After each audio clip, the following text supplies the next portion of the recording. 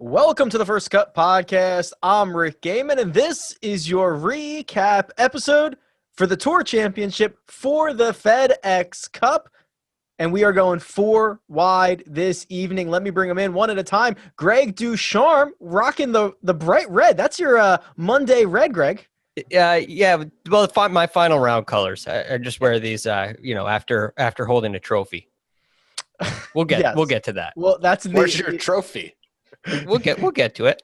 It's okay. In the odds and ends segment at the end of this. That right there, that's Kyle Porter. What up, KP? Another day, another DJ win. He's only been beaten by one guy. It's crazy. Last 5 weeks. It's absolutely unbelievable. And on his way home from the scene, it's Mark Immelman. Mark, thanks for joining us this evening. Yeah, Mark is on his way to vacation right now. How many weeks straight? I'm looking forward to. I'm on the road south to Columbus now, and I've got my final day stuff on all black, a la Gary Player on, and it was a fantastic week. It was good to be a part of it. Absolutely phenomenal. Dustin Johnson is your FedEx Cup champion. He earned a cool $15 million this week alone and 18.7 over the course of the last 4 weeks. KP, we'll start with you on this.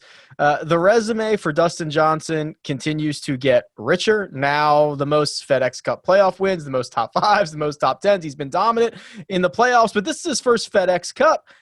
Just another thing to add to DJ's not only bank account, but to his resume. Yeah, it is. I don't know. I don't know. You add it all up at the end of everything, and it's like, would you rather have a FedEx Cup or another major? I think for where DJ's at right now, you look more at stacking up PGA Tour wins. Can you get to 30, right? 30 is a crazy number. And then how many majors do you have at the end of it? So to me, the last couple of weeks are actually more about the two PGA Tour wins at big time events. And that's kind of all he wins is big time events. Than it is about the FedEx Cup trophy. And I mean, the 15 mils now. How much do you guys think he's taken home, by the way? After caddy, after like all the stuff, is it more like 12, 10, 8? Well, he's got to pay taxes on it. It's probably in a high tax bracket, KP. You think Dustin Johnson's in a high tax bracket? Okay, wait, quick question. Does it matter? I mean, my goodness gracious. Yeah, I mean, he's definitely in the category of he's taken home enough. I think everybody, all 30 of the players here this week are in the same category. But yeah, no, it's a great win for him. And I think that we undervalue great wins at good events on good courses, which is what the Northern Trust was, which is what the BMW Championship would have been. It was for Jon Rahm, and which is what Eastlake is. Eastlake's a good course with a really good field, and it's 23 down for DJ.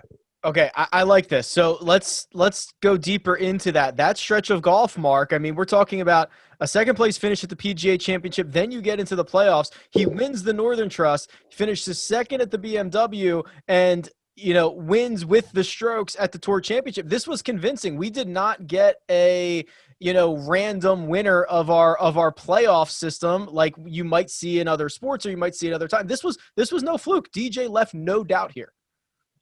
No, it was dominant. It's been dominant for a while. And you list those courses. He wins on the West Coast. He wins in the Northeast.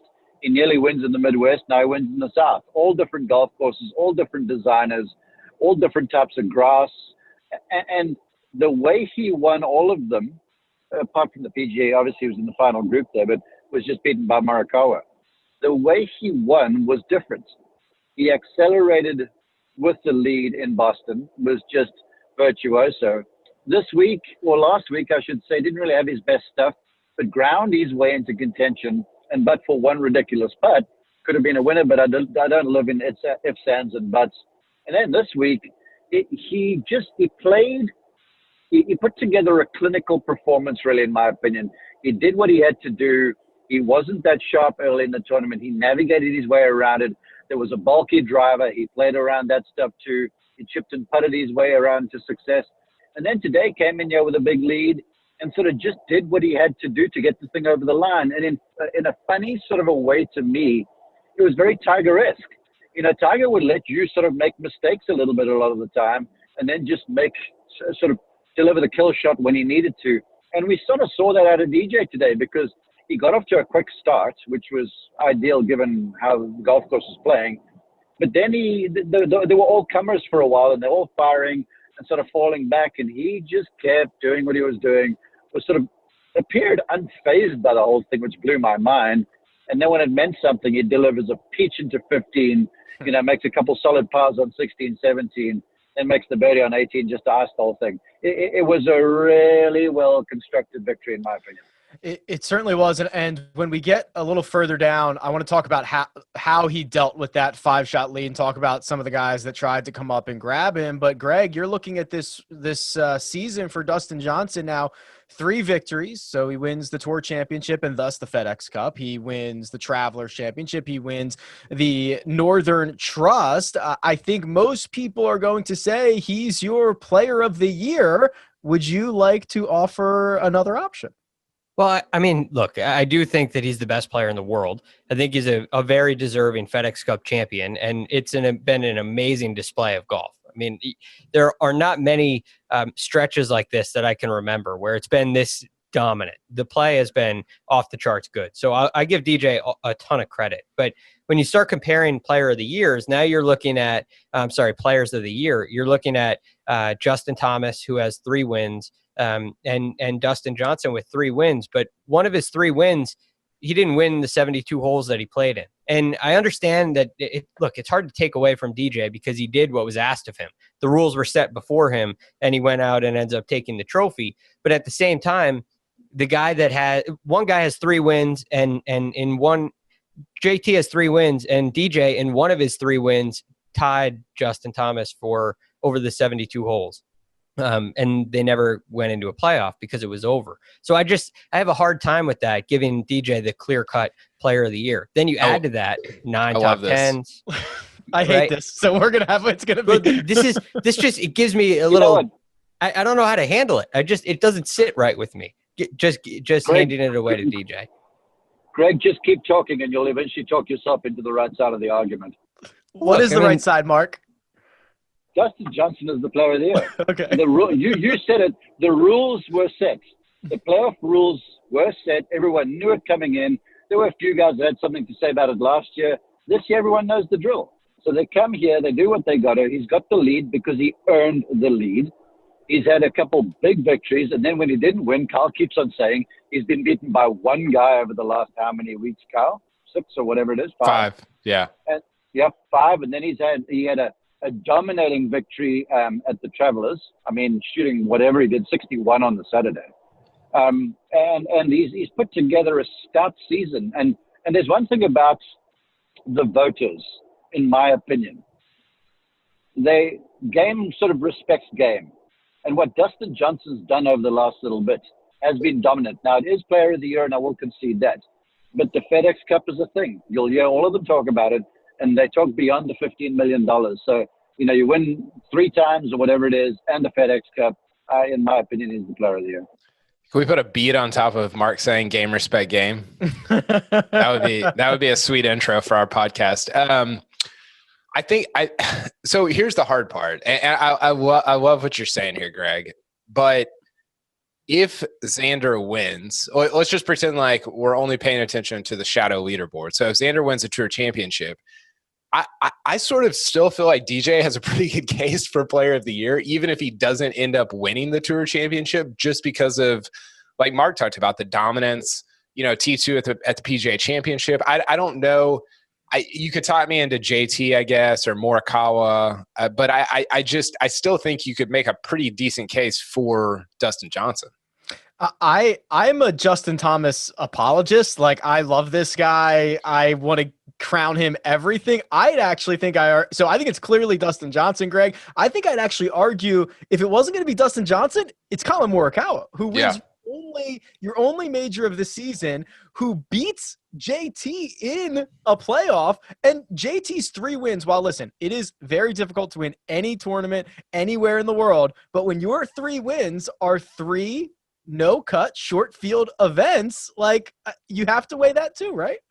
Yeah, you weigh that against one where the scoring is affected differently at the beginning, right? So there's a lot of ways you can weigh the wins, and I kind of even those. Let's just even those out for a second.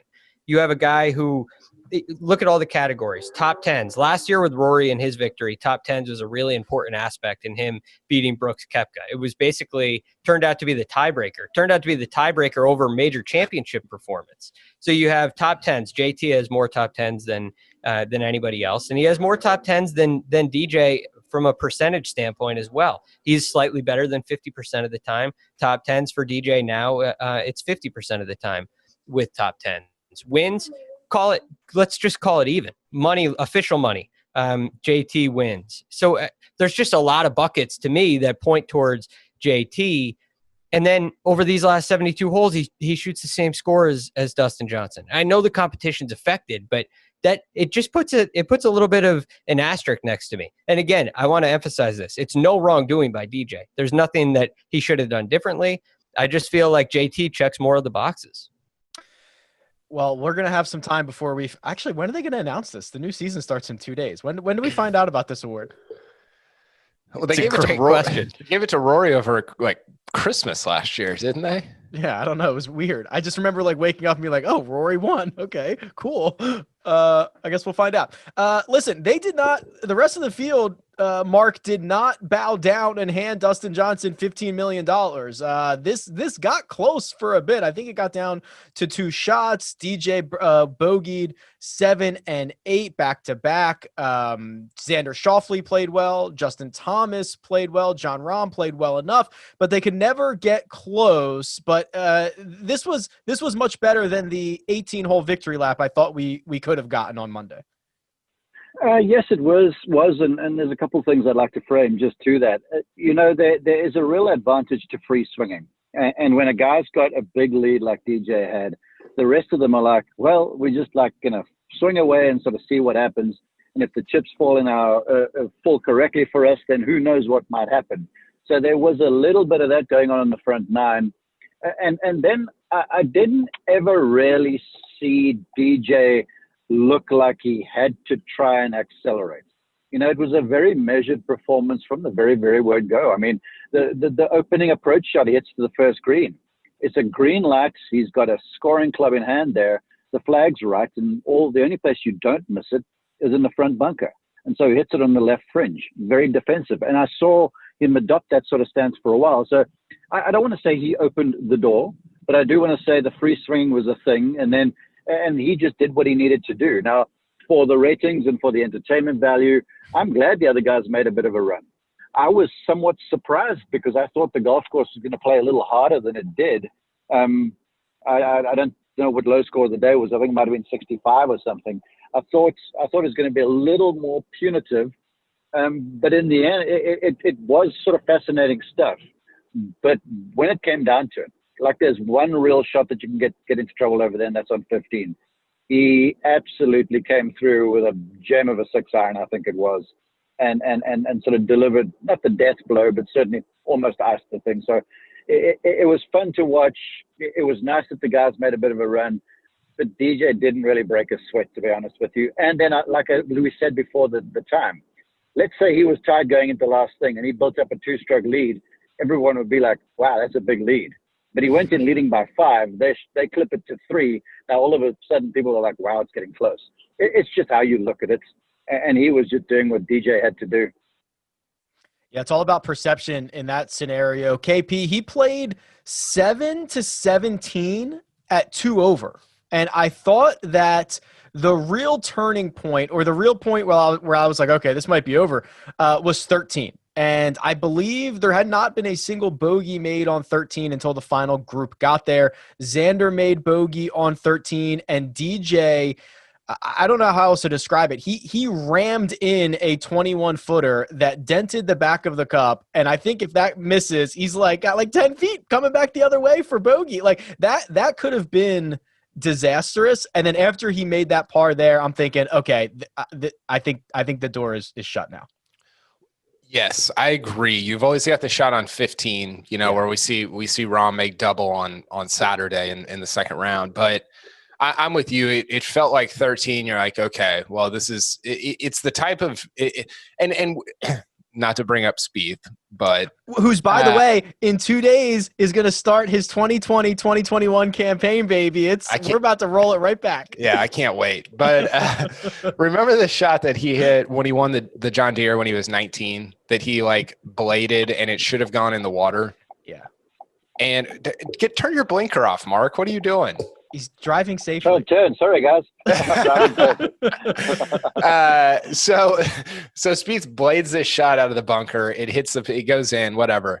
And it's almost like we forget like how minuscule these margins are between winning and losing. Not over the course of a season, like, because the best guys are going to always kind of rise to the top, but over singular rounds and singular events. And that's what it felt like with some of even last week with DJ and Rahm. It's like, what if one of them miss it? You know, there's just so many different tiny things that happen, not just at the end of an event, but throughout the entire thing, that kind of stack up and add up. And that to me was one where if that's, I don't know, a couple centimeters to the left, all of a sudden he's even going to the 18th. And it completely changes the course of the season, you know, and the entire thing. So I'm with you. I thought 13 was, for him and for the rest of the field, the biggest hole of the event. Yes, for sure.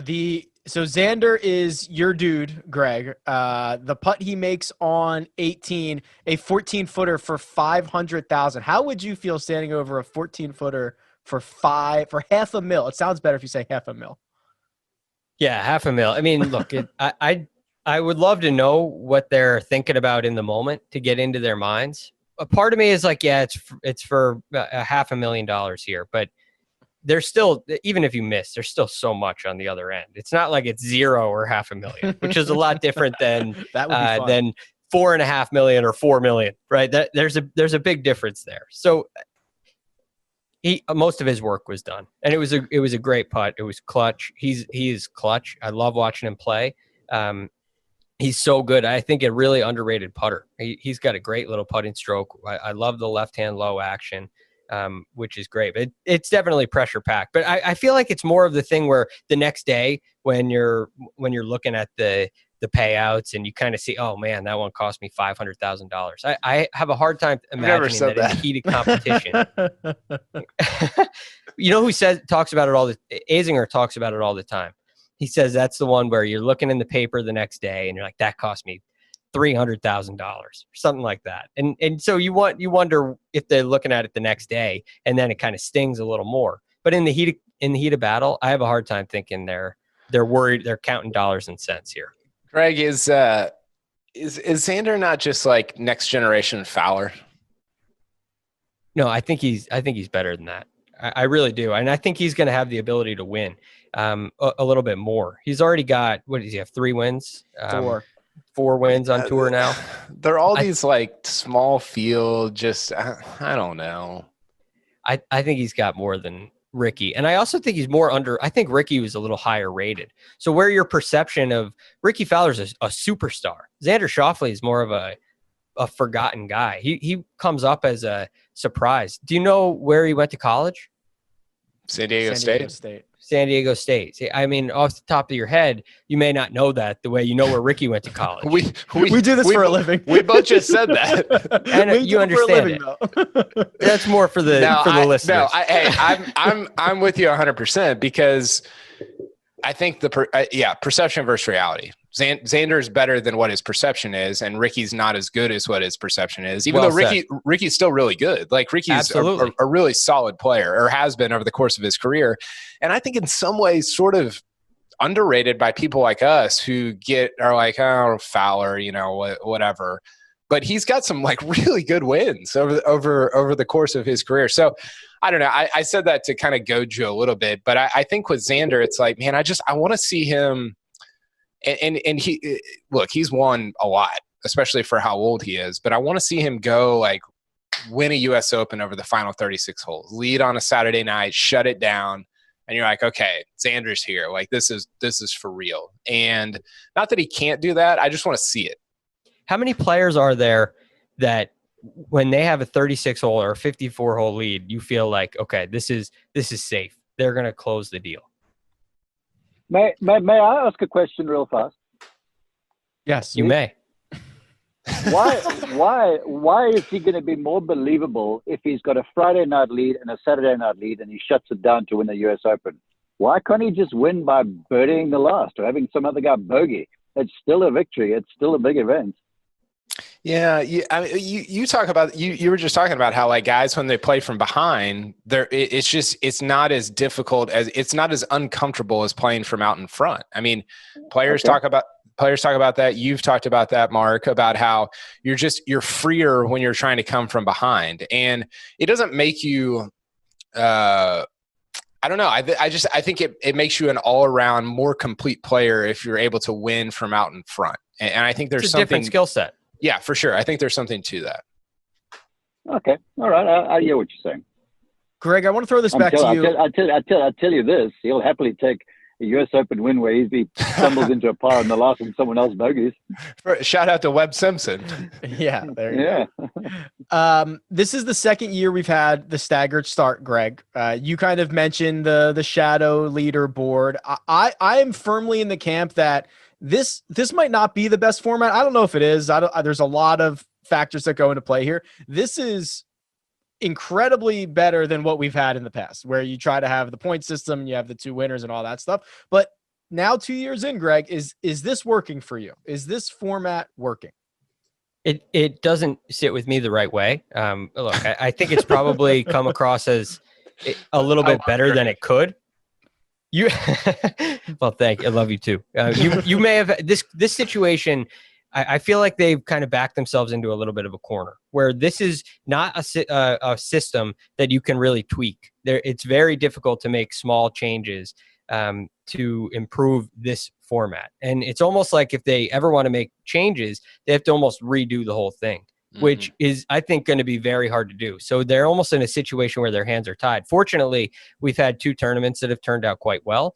And the players seem to be bought into it and they seem to enjoy it. And that is really important because when you see players playing hard, it makes us feel better. Nobody said, this is silly and mailed it in. Everybody's competing really hard, which makes it great as a viewer. So I like it from that aspect. I think we've had two great deserving champions, which is great, but it just brings in too many questions to me.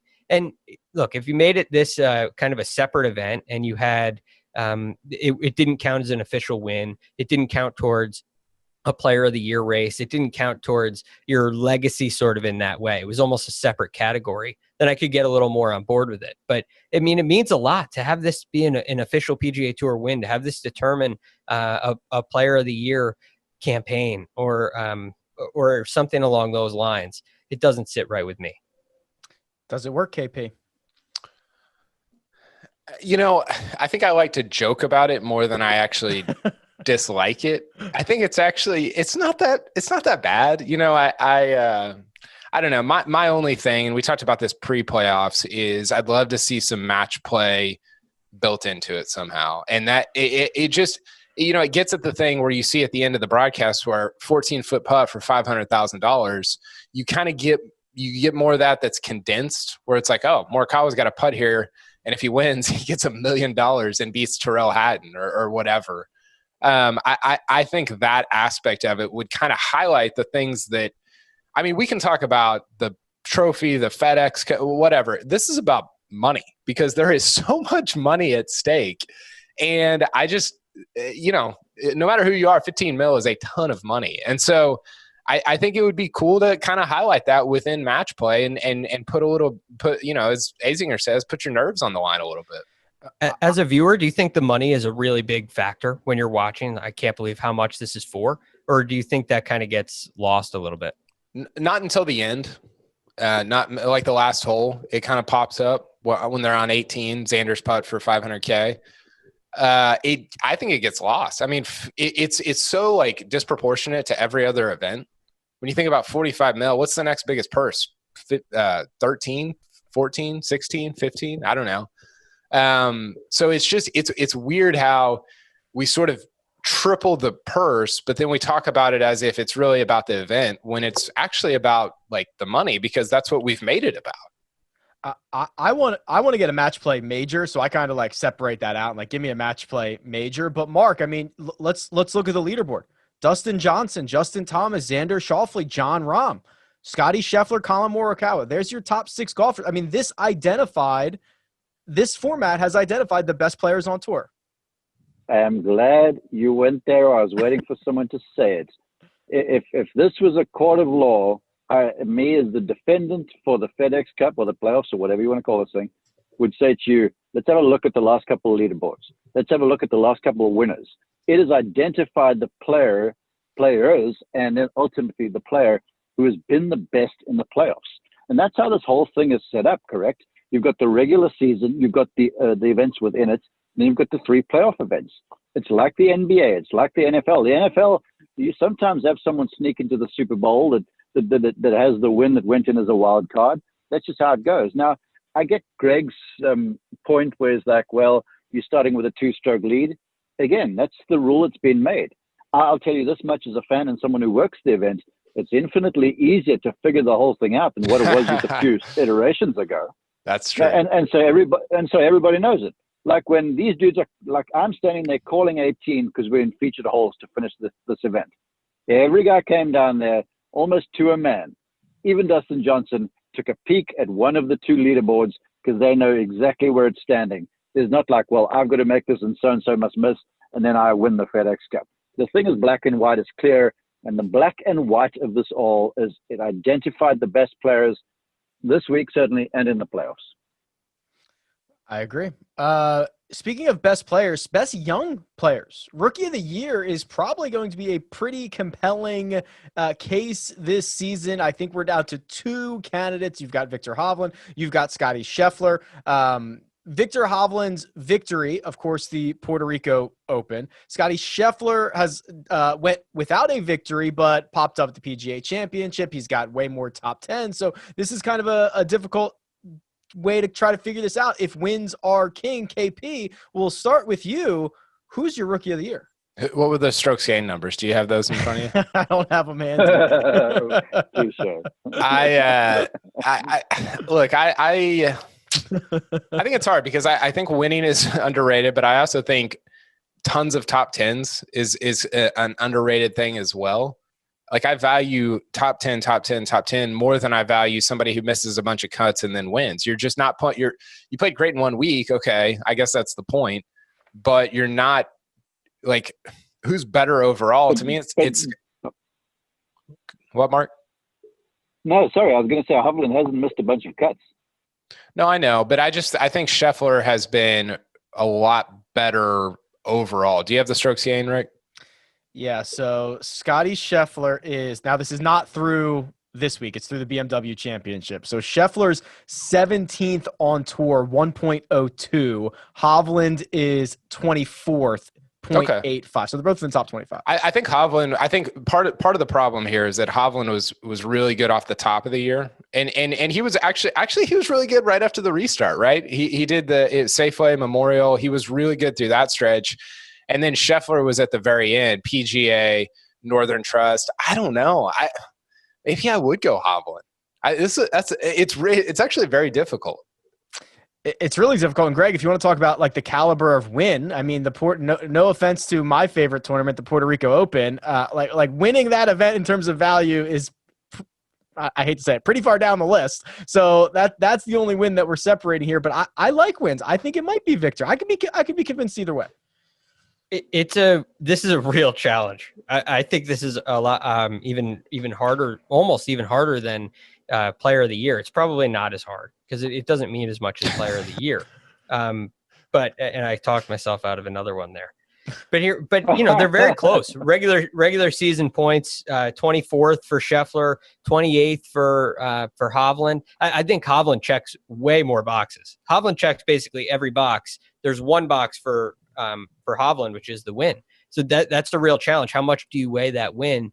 I think it's in this case slightly less. I think Scheffler has so many more top 10s, and I'm not so much worried about the strokes gained, but the top 10s and the FedEx Cup finish, those two things combined, to me, get it done for Scheffler. But I mean, how much do you weigh the win? And that's a real challenge. But I'll ask you guys this. Is that weighed into the FedEx Cup finish? Is the win weighed in based on points? Should these awards just be determined by where you kind of finish in the FedEx Cup? Well, it is interesting, and I don't know the answer to that. And Mark, is there a recency bias to this? Because Scheffler, I mean, 3 of his last 4 events, he finished in the top 5, and the BMW, and then like 6 straight top 20s to end his season. Like recently, it's been all Scottie Scheffler, and I wonder how that will impact the actual voting. Yeah, there's a bit of a recency bias because remember, it's a voting thing, and these players are going to get their ballots. And then they'll be like, whoa, Scheffler, he was in contention here and contention there. And there is. But I'll tell you this much. Knowing a bunch of PGA Tour pros like I do, I'm related to a guy who won this Rookie of the Year thing. And a lot of guys who don't have a victory, like if you ask Scottie Scheffler, hey, bro, would you trade 5 of those top 10s for a win? He would say to you, yes. And so there's something about winning on the tour. Now, earlier today, if you'd asked me this question, I was resoundingly going to vote for Hovland if I got a vote. But after watching Scheffler today, he creeped up a little further in my estimations, but still, a win is a thing. I don't care where it is. You know, you're never going to take away Colin Morikawa's win at the Barracuda. You're not going to take away Hovland's win down in Puerto Rico. A win's a win. Again, just because you're not in a World Golf Championships event, you beat the field you have to play against. And that's where I sort of take odds too when guys, you know, on this podcast go, well, it's a small field event and there's no cut. You know what? You still got to shoot the lowest score. So again, it's the parameters of the competition, but on the PGA Tour, wins are things. And so I think because of that, even though Scheffler has had a banner season, I feel like Hovland just ekes him by a nose. Wins are things should be a t-shirt that we have, producer Jacob. I like that a lot. Wins are things. I think that's a compelling argument. I need to sleep on it. I don't know how I feel about this. What we're also going to do is we're going to look ahead to the U.S. Open. We'll do some odds and ends, wrap up our matchup belt challenge, wrap up our one and done. We're going to take a quick break, but we are going to say goodbye to Mark Immelman. Mark, thanks for joining us. Have a good vacation, my man. See you guys later. You take care. All right. Enjoy, Mark. We're going to take a quick break and hear a word from our partners. And we're back. U.S. Open, literally 10 days away. It's unbelievable stuff. The schedule is phenomenal. Greg, we've been deferring to your knowledge of winged foot. We did a little bit of a short bonus pod preview a couple of days ago. Just give everybody, you know, what do you expect generally about winged foot? What kind of player is going to find success there? Player who, well, I do think distance is going to be important. We've seen that in the past U.S. Opens. You're looking at long rough. You've heard the story many times. It's really long. They're thinking 5.5 inches to start the week, getting up maybe upwards of 6 as the week goes along. And the biggest thing that they've been working on is keeping it thick, keeping it healthy. And Steve Rabideau, the superintendent, his biggest concern is that it thins out this time of year. So they've been doing everything they can to keep it thick, keep it healthy. And every report that I see, every time one of my friends over there sends me a video, you can't find the ball. And they're saying if you hit a tee shot and it's headed towards the rough, I mean, you're sending up a prayer right now. It won't be that way for the players because they'll have spotters out there on every hole. But you're looking for you got to basically step on your ball to find it. So it's thick. And the greens right now are not as firm as they will be for the tournament. So if you hear stories of Keegan Bradley going out there making 9 birdies, which apparently he did, you're gonna see a different golf course when the day comes. So who does it benefit? I think it benefits a player who has length off the tee, strength, as you see Kyle there showing off his guns, which is nice, by the way. And I think great touch around the greens is going to be really important. You're looking at some deep bunkers. And they tell you, if you miss these greens left and right, long is bad too. Left, right, and long is no good because there's a lot of tilt. You will find yourself below the green, either in thick rough or in the bunkers. So strength and short game are going to be really important this week. You know who else? 10 days. You know who else is thick and healthy and pretty long off the tee? Oh, God. Who? Bryson. I know. I just want to hear you say it. Now Bryson did Bryson stunk. did he play the Tour Championship? Was he You wouldn't involved? know it. I don't know. We were on HQ and Doug Bell wasn't saying it about Bryson, but he was saying like, oh, he's got Rory's got the private jet like gassed up and ready to go. He's got it warming right now. Like Bryson was out. Actually, I don't think he was out. I think he was grinding on the range. But like, yeah, he could have not played. I know. I feel like he was, came in like 22nd or something. I was thinking about him this morning for some reason, and I was like, did Bryson make the Tour Championship? And there you go. 22nd. His playoffs were absolutely terrible. He's 14-1. He's 14-1 at the U.S. Open. Dustin Johnson, of course, your betting favorite at 8-1. Jon Rahm 11. Rory McIlroy and Brooks Koepka. There's a name I haven't said for a couple weeks. Both 12-1. And then Bryson and JT at 14. I don't know about you, Greg, but like JT at 14 always feels like some disrespect. Yes. Yeah, and I love JT. You heard what I was just saying. The thing I worry about with him is he can really spray it off the tee sometimes. I mean, he can hit some way right. He likes to fade it. It can get away from him off the tee, which is my biggest concern.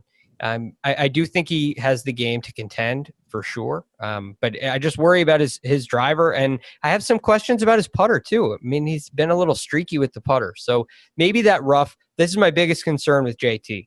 The rough just limits his iron game. And if he ends up with a lot of kind of 8-foot par putts, it can get pretty frustrating for him. And that's my biggest concern with him.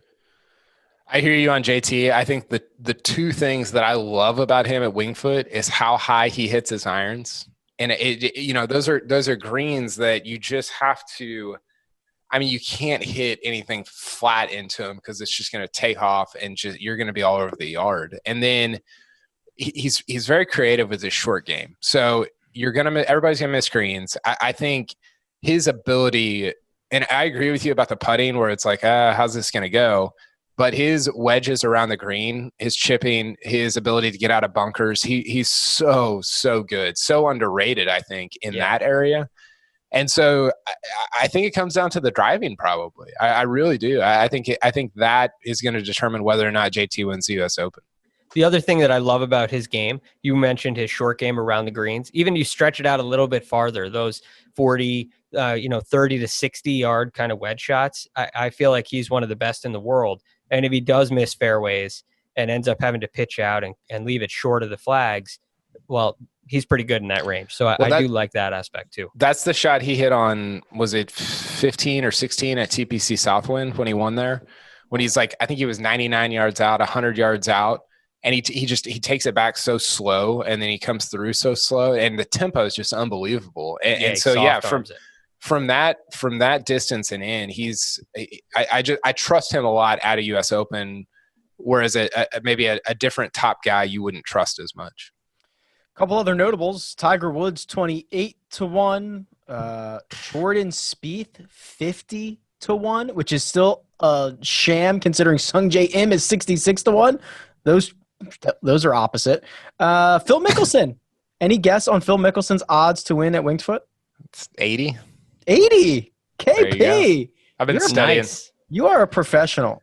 It should be 180. Phil's going to win the U.S. Open. Come on. Not going to happen. I'm trying to see if there's any other interesting ones. There is not. Okay. You know who's interesting? Sorry, real quick. Go ahead. Terrell Hatton. Yes. He is really interesting. Do we mention Xander? No. Do you want to? 18-1. Love him. Well, I picked him in January. I got the date of the event wrong, but Xander was my guy in January. I love his game for Winged Foot. Just saying. Yeah. I also own a Terrell Hatton 66-1 U.S. Open ticket from months ago. So now he's down to 50, and I'm on board, KP. Yeah. Odds and ends. Matchup belt. Kyle Porter, you are victorious in matchups. You were 5-2 last week. I don't know. Oh, I thought this was how many belts he won. Sorry. I don't know how many belts you've won, but you were victorious last week. You edged 5. You've edged out Mark. Yes. You have edged out Mark last week, and you've edged out Mark in total number of belts. Take a victory lap. I'll just run around my shed after I get off this. I'll make Mark buy me a belt like they used to do for the Open Championship. They had the victory belt. So many good things have stopped. Like the what PGA Championship was a match play at one time. Yeah. There used to be a literal belt. Can you imagine if Sungjae was just running around Carnoustie with a belt over his head? I can't imagine that. That would be incredible. I can't imagine that. First cut, one and done. I am happy to say I finished second in the one and done this year. I blew this. This was bad. Okay, so just to recap, remember what we did where you could wager how many points that you had, and whoever you chose had to finish in the top 3. If they did, you earned that amount of whatever your wager was. If they did not, you lost that amount. So, Greg, you were in the lead. Let's talk through your thought process here. You were in the lead with 6.2 million points. You picked Xander Schauffele, and you wagered $1. Yeah, I bet them in. Look, a couple things on this. Xander, I had Xander and Rory were my 2 heavy hitters coming in, and they were both at 3 under. And so my thought process is they're, I would say, rather unlikely to finish inside the top 3. They got a lot of ground to make up. So it's no guarantee that they're gonna get there. And for everybody else, I didn't think anybody had DJ. And so I thought with that top 3 number being as high as it was going to be hard for anybody to hit and get somebody in the top 3. So my strategy was come and get me, and it worked. This is a couple of things for me. 1, I'm an idiot. 2, I'm an idiot. I had DJ. I left DJ on the bench. What am I doing? It's shameful. It's unbelievable. I love those points, by the way, Kyle. He 1 moron, 2 idiot. He had like a 9-stroke lead on people, an 8-stroke lead, and I'm like, I'm going to go with Colin Morikawa. I guess I thought. I don't know what I thought. I guess I thought that Greg still had DJ, and I didn't want to pick somebody that other people were also picking. But if I would have looked at the weekly picks, I would have known that nobody had DJ. Right. I had him the week before. We had all burned DJ at this point. Mark went all in with Rory, lost all of his funds. Kyle went all in with Morikawa, lost all of his funds. Producer Jacob went all in with John Rahm, lost all of his funds. I, like the true coward that I am, knew that I could not win this because I did not have enough to double up and catch Greg. So I said, I'm going to bet $1 and try to finish second, or if Greg screws up the wagering. I didn't know, 10% chance Greg might screw this up, bid too much, get knocked out. I could sneak my way up into first, but I will end in second. So that I was banking on you messing it up, Greg. That was my only chance here. Well, I'm glad you did that. But this is a rather dominant performance. You're looking at a 3.1 million, a $3.1 million victory over the rest of the field. And this is a field of experts. So I give this win. I think this puts me pretty close to the Hall of Fame. This is how they should do the Tour Championship. You should have to bring out all the money that you've earned throughout the year and put it on the first tee that you're wagering. And then they get a wheelbarrow and wheel it over to the 18th green.